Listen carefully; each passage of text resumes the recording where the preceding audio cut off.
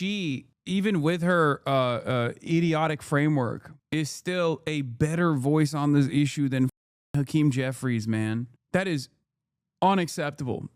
She is a better voice for Palestinians than Chuck Schumer, Hakeem Jeffries, and basically the damn near entirety of the establishment of the Democratic Party. When this is now a 92% to 8% issue in the base for Democrats. I'm just going to show you this brief snippet here that Tommy Vitor identified. Telling exchange between Marjorie Taylor Greene and Megyn Kelly. Although I haven't seen the number of... Be careful, make no mistake, Shash, she's horrible, evil, and anti-Semitic. Yes, this is true. However, that is precisely the reason why you should be very worried that she's the most, like, she's taking bold stances on this in Congress as a national party politician. It's ridiculous. It should not be Marjorie Taylor Greene saying these things. It should be AOC saying these things. It should be literally Bernie Sanders saying these things. It shouldn't even just be Bernie Sanders saying these things, though. It should be Hakeem Jeffries, Chuck Schumer, and every prominent national Democrat screaming from the goddamn mountaintops on this issue. Dead children, injured children, starving children coming out of the Ukraine-Russian conflict like we've seen come out of the Israel-Gaza conflict. Isn't that because of the Palestinians and their amazing propaganda ability? Yeah, dude. Yeah, definitely. The Palestinians control the media, and the international banking system is the most insane version that we have arrived at. Like, people who want to defend Israel are so psychotic that they unironically do like anti-Semitic propaganda, but instead of saying, Jews do this, Jews do that, similar things that, the Nazis said about the Jews that led to the Holocaust, they're saying it about the Palestinians in real time. It's so stupid because it's like, who the would believe this? Ladies, like, I think that's the reason, because the Palestinians put all this on camera and release it. That they make sure that we see this, which is another reason to be suspicious of it. I don't. Yeah, the protocols of the elders of Ramallah. Know what I'm being fed or for what purpose. Yeah. The Ukrainians aren't doing that, and the Russians aren't doing that. The Russians aren't doing propaganda? What the planet are you on? Everybody does propaganda. The one group of people that can't do propaganda because they don't have a functioning state is the Palestinian people. The only group out of every single one of these groups that she mentioned, whether it be Israel, Ukraine, Russia, and the Palestinians, the only group that has no capacity to do quote-unquote propaganda and influence the media is the captive population of Palestinians that are currently being actively genocided. Holy but why not, though? Why isn't Ukraine and Russia they're not good at propaganda. doing that to each other? See, this is why... Well, I don't know. I think Zelensky's pretty good at propaganda. Maybe, but Oh, my God. Then they agree. It's just, only Zelensky's doing propaganda. Get the out of here, bro. What are we talking about? Come on, man. I can't deal. Everything is a lie. I don't know how to deal with this. Like, even when I'm supposed to agree with someone here, which is, unlikely, the incredibly, unimaginably unlikely scenario where, like, Marjorie Taylor Greene has, like, arrived at a sincere position on one thing. Whether the primary motivation there was, like, Jews having space lasers or controlling the weather machine or whatever, I don't know. But clearly, she has become a champion of this cause. But, like, every part of this conversation is just wrong. Every part of this conversation is an insane lie. One that is, like, one that falls apart with, like, just a little bit of scrutiny. How? The question is how? Like, how are Palestinians capable of doing propaganda? What are you talking about? What do you mean when you say propaganda? Like, filming themselves being blown up by American missiles that Israel seemingly has unlimited supply of?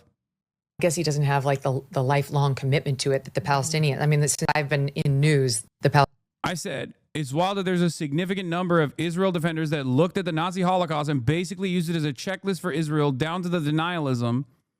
Here's another example from Mohammed Al-Safin. Does the Holocaust education system in Israel just teach Israelis how to use Nazi propaganda? What is going on? Here's Emily Schrader saying, when Palestinians move in masses to any other territory, to any other country, they wreak havoc in this country and they move to the rootless cosmopolitan Palestinians. This happened with Jordan. This happened with Lebanon. And they, Arab states, know that the Palestinians are troublemakers by nature. This is bar for bar, verbatim, what Nazis said about Jews, about the international Jewry, the Jewish question. This is what that is. She just changed Jew to Palestinian and named the countries from Western European nation states to Arab countries. That's it. Countries in the Levant. Control C, Control V. What the f? This is verbatim Adolf Hitler, man. I'm lost. How is this anti-Semitic? Wait, what? Do you not understand that this statement, verbatim, is exactly what Nazis said about the Jews? Chodner interviews a Holocaust scholar doing every single Holocaust denialism, but for Gaza.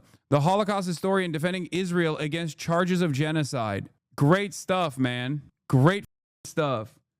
Marjorie Taylor Greene discussing AIPAC. Sponsored trips to Israel. Oh yeah, I'm gonna watch this whole thing. I want to watch I'm gonna watch as much of this as I can fathom. 51 month sub. Wait, what? How are you a 51 month sub chatter? Wait, what are you talking about? Turning on you because of this, or is it just loud people who, whose interests are more closely aligned with Israel? Well, number one, so Donald Trump is the most attacked, I'd say, human being ever by the establishment media. I would say I'm the most attacked member of Congress ever by the establishment media. I have supported him unapologetically. They would love. Bro, first of all, Ilhan Omar is right there, okay? There's good reasons to attack Marjorie Taylor Greene. To be able to say MTG and Trump have split. And they're trying to say that, yet I talk to the president routinely. I text with him. He and I have a great relationship. You would know if things were not good. Yes. I can speak to that. Yes. Now, here's the other side of it. I got elected on my own. I didn't get elected with a Trump endorsement. I beat 8 men in a primary who I respected every single one of them. I thought, wow, these guys are great. How am I going to win? But somehow I beat the heck out of all of them. So I also have the, I would say, luxury of being a very independent member of Congress. And I can disagree with the president. I can. And I already have on multiple fronts. The Genius Act that just recently passed that set up the whole system for stablecoin. And I didn't vote for that bill because it has a backdoor for a central bank digital currency, which I am largely against.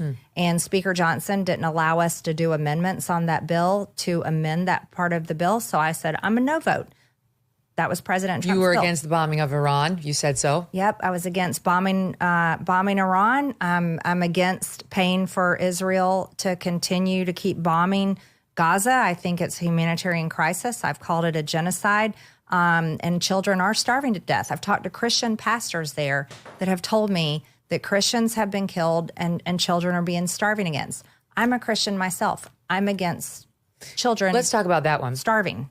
There's daylight between us because because I like some Christians being starved to death. There's daylight between us because I think some Christians do deserve to be starved, specifically Palestinians. Also, that's such a crazy way to frame this, but it's like, okay, what about the Muslim Palestinians? You know what I mean? Atheist and Muslim Palestinian children do deserve a little bit of starvation. Just the Christian Palestinians that I feel like are being unjustly maligned. Believe that children are starving and hurting in Gaza, no question. But I blame Hamas. I do see what's happening with the Israeli aid and the food trucks, and they get co-opted by Hamas, by certain Palestinians. And there's no evidence for this. You just literally heard the biggest lying government, the Israeli government, and you just verbatim repeat that propaganda. That's it. That's it. That's all this is. Israel says something, so it must be true, even though it lies every day of the goddamn week.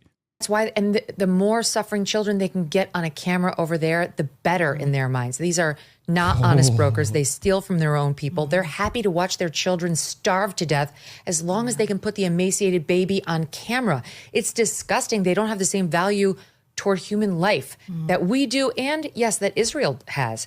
I'm not saying Israel's perfect. They haven't executed this whole thing perfectly, not by a long shot, but when I see what's happening with the starving children, I blame Yeah, Hamas. they haven't executed this genocide perfect. Well, they Am started I wrong? it. They started it. So October 7th was unbelievably horrific. It's unspeakable what Hamas did. I totally blame Hamas. The war wouldn't even be happening if Hamas hasn't done all the things that they've done, right? Firing rockets into Israel, kidnapping and murdering all these people, suicide bombers over the years. Absolutely. They started this and it's horrible. I think it's Israel's, they can pinpoint areas, but they're just mass bombing everywhere, and the videos coming out of there are terrible. I'll also say this, Megan, that conflict has been going on I'm 51 years old. It's been going on way beyond before I was born or any of us were born. I can't even tell you I qualify to solve it. It's crazy how stupid propaganda like this can propagate so freely with the internet being a thing. It's because of so much Islamophobia that even Marjorie Taylor Greene, who is like outflanking many other congresspersons on this, probably like one of the most outspoken definitely one of the most outspoken on the Republican side, with the exception of Thomas Massey, and like obviously doesn't come anywhere near like Ilhan Omar or Rashida Tlaib, but like the reason why she is one of the now seemingly leaders of this movement to say Israel is still choosing her words very carefully while talking about the Christians is because most people have this idea that Muslims by and large and Arabs by and large, which is like only seen as a collective Muslim monolith, deserve it. They deserve the violence. They deserve the death and destruction. They are at most collateral damage. Oh, I feel bad that like some babies died in the process. I guess you're not conducting your warfare adequately. That's it. What? You have no explanation for why Hamas dropped Israeli bombs on Palestinian children, do you? Yeah, this person is being sarcastic, chatter. It's obviously making light of the way that these guys do commentary on this issue. Everything is Hamas. Everything is Hamas. Everything is Hamas over and over and over again. But if you don't understand like why so many people still, as we've seen like the YouGov poll that came out yesterday, while the numbers have swung wildly in the direction of anti-Israel sentiment in this country, there's still a lot of people who do not sympathize with the Palestinian people broadly. And that is because they still are operating with a multiple decade faucet of propaganda about Muslims deserving it. Okay? Many people do not reckon with the reality of America's failure of the war on terror. At most, they look at it as 12,000 brave soldiers died in the process for no reason, and also $6 trillion or $7 trillion was just wasted in this. They don't think about the millions that were slaughtered. They do not think about the tens of millions that were destabilized and displaced from their homes. They do not talk about the tens of millions of people that will never live a normal life because of these actions. Because in the process of doing this fake war on terror, the American media, through every facet, justified these actions of conquest. And the first step in that justification comes from dehumanizing the enemy, a monolithic force of evil, Islamic terror. Why are they so barbaric? It's because they read the Quran and they believe the Quran, and the Quran is a violent text. Hasan is a gay faux commie, lol. Yes, I'm a fake commie and also gay. This is the reason why so many people still, on the one hand, say like what Israel's doing is unconscionable, but on the other hand, cannot find sympathy in their hearts cannot sympathize in their hearts. They can't find the humanity of Palestinians. They just don't see it. I think God is the only person that You don't can think solve Mara Gaza is the solution? No, no, not at all. My problem is, when you use the word genocide, like, I don't believe that, but I also don't have any meaningful video or picture source that I trust. Yeah, You know? I think it's fair to say that no one does, right? Although I haven't seen the number of dead children, injured children, starving children coming out of the Ukraine-Russian conflict like we've seen come out of the Israel-Gaza conflict. Isn't that because of the Palestinians and their amazing propaganda? abilities. Like, I think that's the reason, because the Palestinians put all this on camera and release it. That they make sure that we see this, which is another reason to be suspicious of it. You know, I don't know what I'm being fed or for what purpose. Yeah. The Ukrainians aren't doing that, and the Russians aren't doing that. But why not, though? Why isn't Ukraine and Russia They're not good at propaganda. doing that to each other? See, this is Well, why I don't know. I think Zelensky's pretty good at propaganda. maybe, but I guess he doesn't have like the lifelong commitment to it that the Palestinians. I mean, since I've been in news, the Palestinians have been doing this. Yeah. And they're very good manipulators of media. Yeah, the Palestinians control the media. They got their tentacles in every orifice of Western civilization. Of cameras. You've been in the news business much longer than me. I've been burned enough times by them. Like, I've gone with their numbers over the years enough times. I've been like, oh my God, this is another lie. All they do is make up lies and numbers. Right. Then you run with it. And, you know, if you're smart, you pay attention, you get burned. Then you realize, oh, I do not trust the Hamas Ministry of Health. So that's kind of how I've come to it.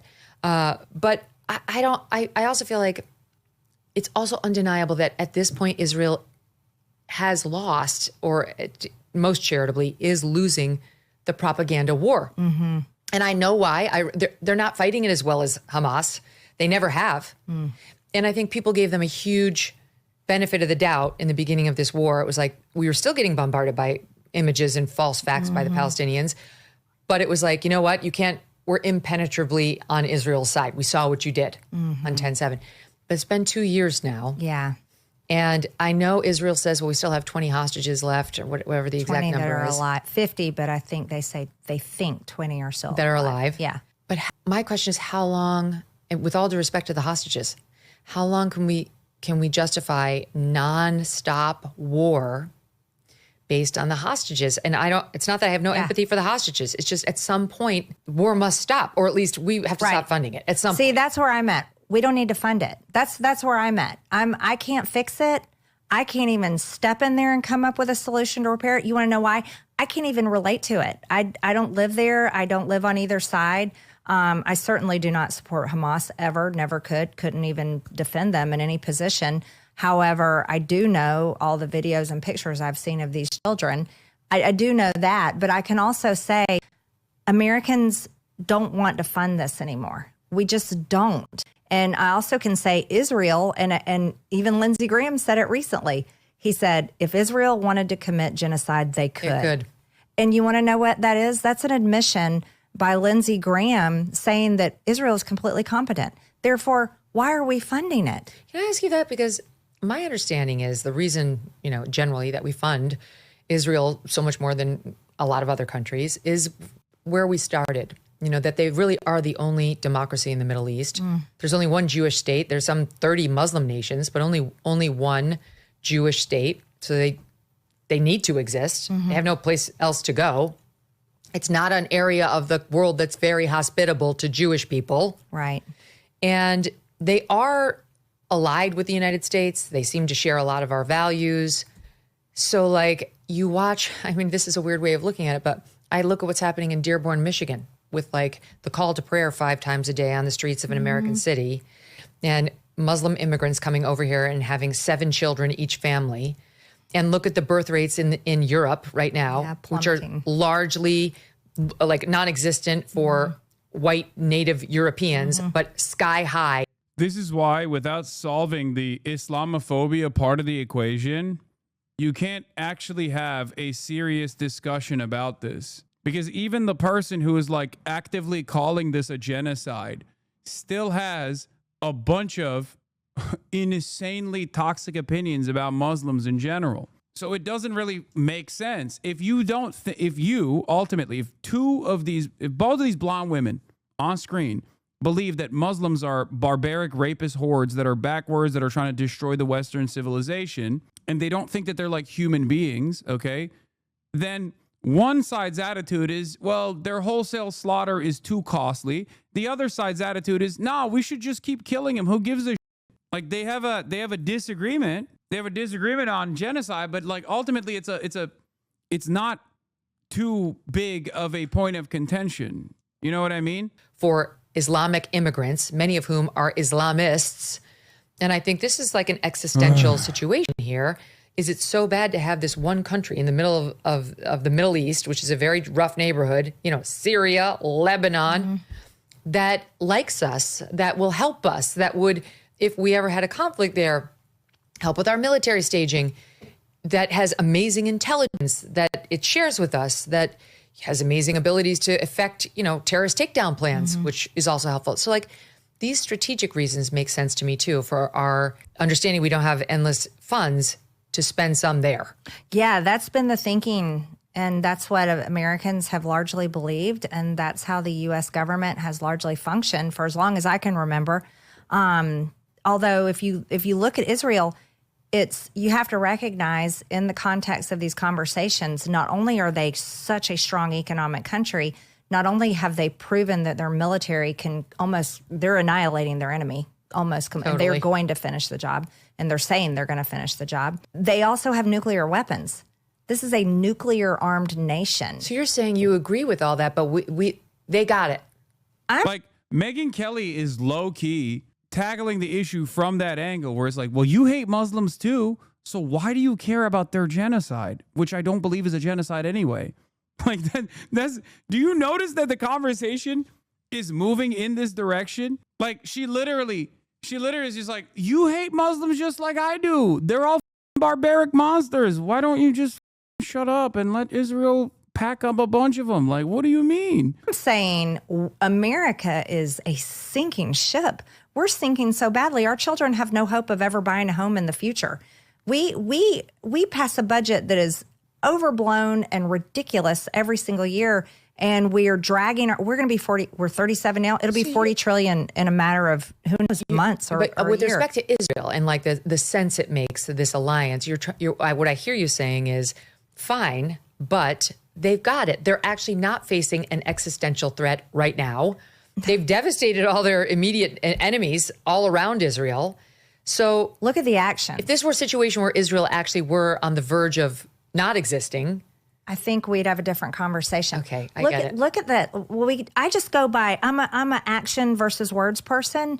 So for me, I'm like, wow, the 12-day war with Iran, which I was totally like, we shouldn't be doing this. Israel's a nuclear armed nation. Look at the outcome there. They did nothing to Israel. They did shoot missiles in there, but did they really do anything to Israel? No. And could they have? No. Israel's a nuclear armed nation. They're surrounded by their enemies per se, and that's constantly said over and over again. But Israel is a nuclear armed nation. They can nuke these people off the planet if they want to. And they have proven with their actions what they will do to their God. Here is another reason why it's bad that there is a major void in the political discourse that is being filled by the likes of Marjorie Taylor Greene. She's stupid. That's it. She's just stupid. She's hateful and also stupid. So her conversation, her back and forth with Megyn Kelly on this is going to be stupid. She's like, oh, well, Israel's a nuclear armed nation. Okay. They have already dumped 8 nukes worth of munitions on Gaza. Clearly, wiping out Gaza with one singular nuke in this day and age when there are other nuclear armed nations around is not going to be a viable outcome, is not going to be a viable option for Israel, especially given the proximity of the Gaza Strip to Tel Aviv. Okay? Yeah, they're not going to nuke their own backyard, dude. That's why they have utilized conventional weapons instead of nuclear weapons to get the same job done. Enemies to the point of like I said, they're starving children in Gaza. There are innocent Christians have been killed. Christian churches have been bombed. They are proving that these 50 hostages that are left and they're demanding back, they are proving that they will turn the entire Gaza Strip to rubble to get their 50 people back. I think that's a country that America can say, they got it. You got this. But we're not doing the same thing for our people. That's right. We're kind of losing our shining city on the hill feel as you look back at our friend from Illinois and driving her car. And there are millions more just like her. Tons of them. I mean, they're filled in my district. If you told me tomorrow that we're pulling all the aid from Israel, I would say, oh, good God, who's going to decide? It just sucks that she even with her idiotic framework, is still a better voice on this issue than Hakeem Jeffries, man. That is unacceptable.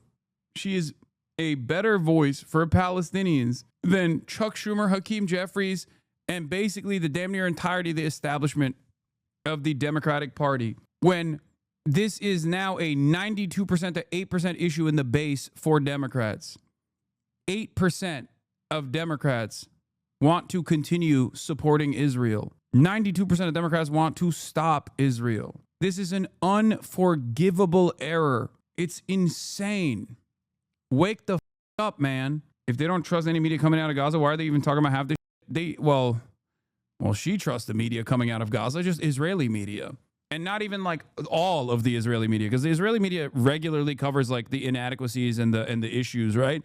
But she just, I mean, she doesn't even listen to Israeli media, honestly. They're just listening to Benjamin Netanyahu. They're just listening to the Israeli government. Not even the Israeli media, but the Israeli government. That's it. And they're just reiterating whatever the the Israeli government is saying. A government that, much like every other government, lies routinely, but a government that lies in even dumber ways than at least like this somewhat sophisticated propaganda operation that like even Russia will engage in. Okay, the sinister ways in which other countries and their governments operate propaganda in. Israel just straight up will just be like, nope, it didn't happen. But if it did happen, then it was good and it was worth it and it had to happen. And you're a piece of shit for saying at first that it did happen when we lied and told you it didn't happen. But also, you're still a piece of shit and you're anti-Semitic for saying that it did happen and you were right and we were wrong, because it's a good thing that it happened. And we should do more of it, as a matter of fact. And if you tell us that we shouldn't do more of it, then you're doubly anti-Semitic and wrong. You should be deplatformed. You should be fired from your job. Where it goes. That's one of my other concerns here. Like, write a check to Americans. Yeah. I mean, that poor woman in her car, or it's like Trump actually made some noise about giving rebate to people from the tariff income. And everybody was like, thank God. Real people were like that. Yes. But, sort of talking heads who work for like muckety muck magazines always said, tisk, use it to pay down the debt, which is another thing. But right. They didn't want that woman in the car getting it directly. Yeah. The sad reality is that, so here's what I keep telling everybody in Washington. I'm like, oh, you think we're going to win the midterms by spending all this stupid money again, not solving everybody's problems? Really, everybody's going to run out and vote for Republicans again? It's not going to happen. Mm-hmm. I think people... Especially when Trump is gone. So what do we think the effect... Dangerous prospect that Marjorie Taylor Greene is literally still, with all of her faults and failures, outflanking most of the Democrats and most of the Republicans on this issue. It is unacceptable that there's only a handful of Democrats that are better on this issue than Marjorie Taylor Greene. Okay? It's ridiculous. It's completely unacceptable.